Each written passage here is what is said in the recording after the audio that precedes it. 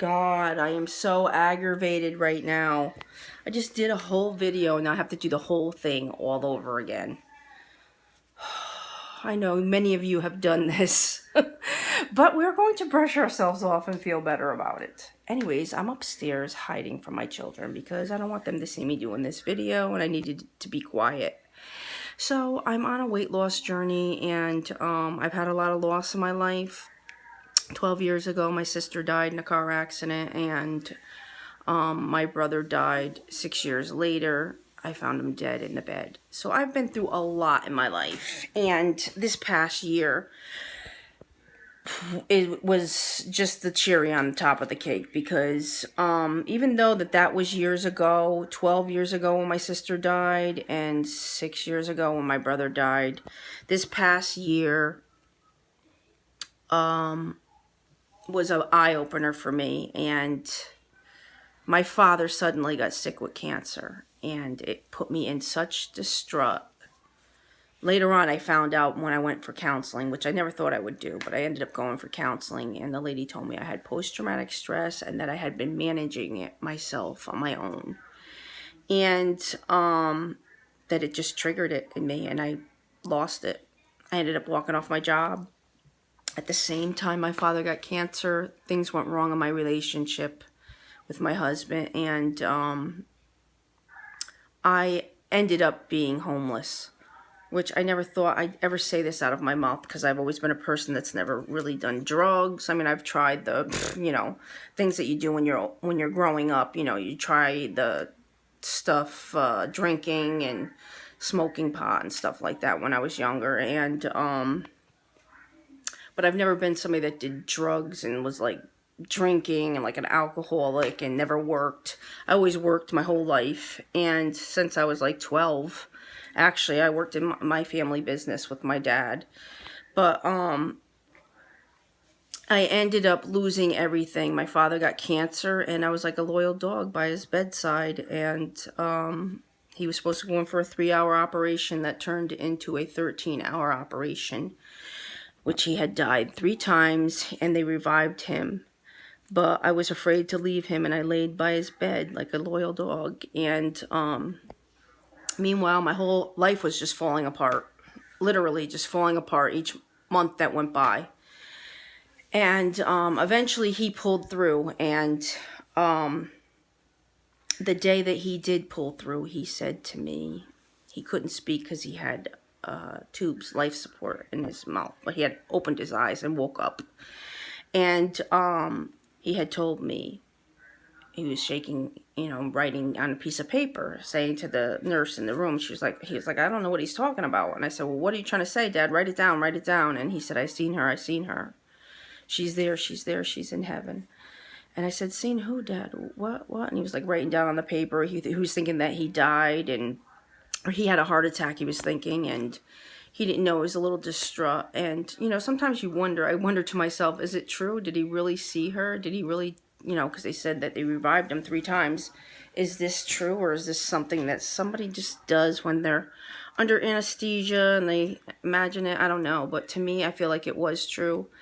And my sister had worked at the VA hospital, so that's where he went for his operation. And at the time, my sister had worked there since she was 18, and she died when she was 41. And, or 43. She was 43 years old when she died. And she got killed in a car accident on the way home from work. But they dedicated a tree to her and a building to her there.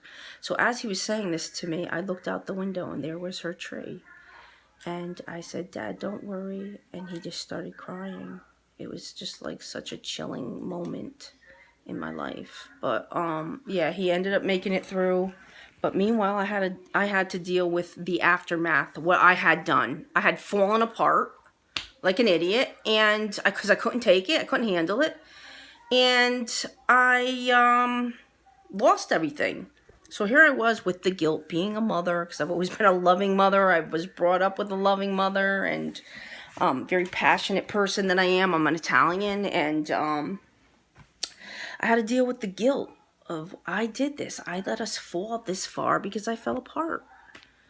And I lost my self-worth in the middle of all this because, you know, when we were in the shelter, I said to myself, I was eating myself into oblivion, just eating because I was nervous and I was scared.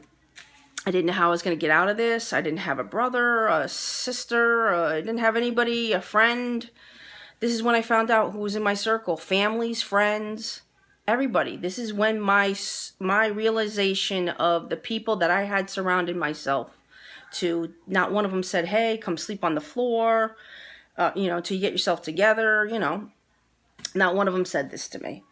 So I basically realized that, wow, do I even mean anything to these people? They don't value me the way that I value our friendship, because I'm the type of person that, hey, you got nowhere to go. There's a corner in my house. You can go and stay there. So this was very eye-opening to me, and at the same time, it was a humbling experience. It had humbled me. And it also had made me feel worthless. Like I was worthless. Like I was a piece of shit that if I died tomorrow, not one of my friends or family would I have made a mark in their life. And that was upsetting to me. That hurt me so bad. Like right now, even when I think about it, I could cry. You know, you have to love yourself. And this is where I'm coming in with my weight loss. It's time for me to love me again and find me again and find my self-worth. And through this, I want to do this with my mind, my body, and my soul. So I'm going on this journey. And yes, I've been on this journey, not this exact one, but I have tried to lose weight. But it's different now because I'm older and I really want this. I was just stuck in the aftermath of, wow, I finally landed on my feet. I'm working. I have a new home. My kids have their own room. It feels good again, you know. I don't have the nice things that I had before, but I still have what I have, and I'm grateful for it. And now it's time to fix my mind, my body, and my soul. And that starts with losing this weight. I gotta get this weight off. I don't want to go on any more yo-yo dieting. I'm just not gonna set myself up for disaster. I still love pizza. I'm still gonna eat it, but I'm going to be very conscious of what I eat. I'm going to start working out every day, and I'm going to start really soul searching and just being at peace. I want to be at peace with myself. And I want to know if you guys want to come along my journey. Come along and watch me. Give me something to look forward to, that I'm helping someone, that you're enjoying what you're seeing.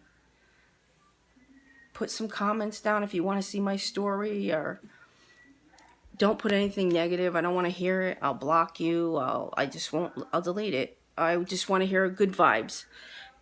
Lifting somebody up, handing them your hand, and pulling somebody up, whether you're a guy or you're a girl, is free to help somebody. Why not do it? So if you want to give me any good vibes or any comments or whatever you have to say, I'd appreciate it. And it's going to take a lot of balls to put this video, but guess what? I'm going to do it. Because you know what? I only live once. And why not do it?